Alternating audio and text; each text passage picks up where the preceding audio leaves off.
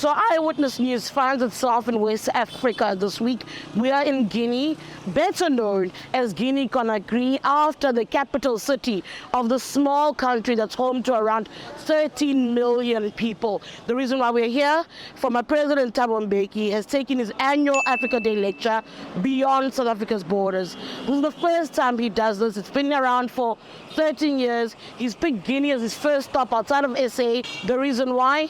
Because Guinea supported South Africa's efforts to find democracy, to liberate itself. This, mind you, is a mineral-rich country, but it's not been able to tap into that. And I think that's because of the power play and the politics that have haunted this country. It's the paradox of plenty, if you know what I mean.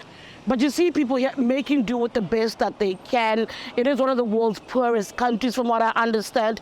And as I speak, it is currently being led by a transitional government following a coup in 2021. They were given a couple of months to get to democracy. They're still trying to pave their way towards that. Some say that former colonial powers still have a strong say in what should be the way forward in countries as complicated as Guinea. So the transitional government has a duty to take this country to elections, at least by 2024, 2025, but there have been pro-democracy protests from what I understand. People who want the constitution brought back ASAP, and people who want to see this country be taken to elections as soon as possible.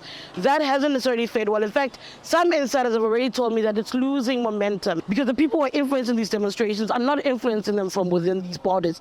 They're doing so from outside of Guinea. So again, like many other African countries, it has this battle where superpowers have a vested interest in what happens.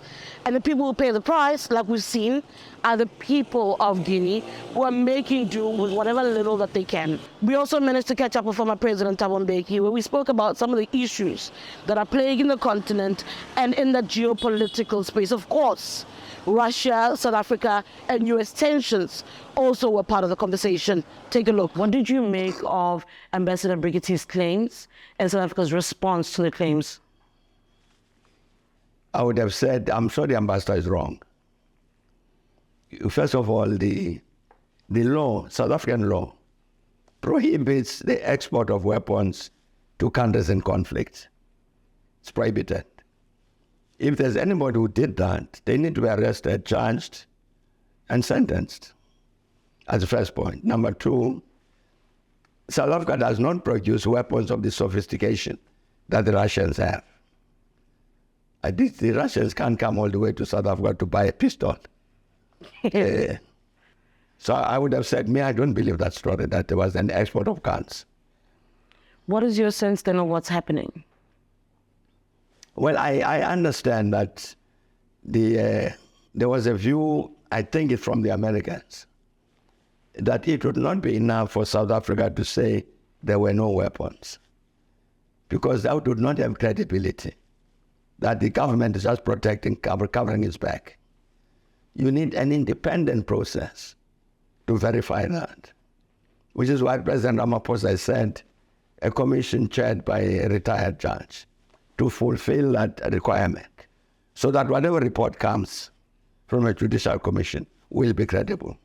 So Mbeki's lecture will take place over the weekend. They'll also celebrate the life and times of Miriam Makeba, our icon who spent over a decade living here and helping to develop and to shape political life in Guinea. For Eyewitness News, my name is Tshidi, Madia.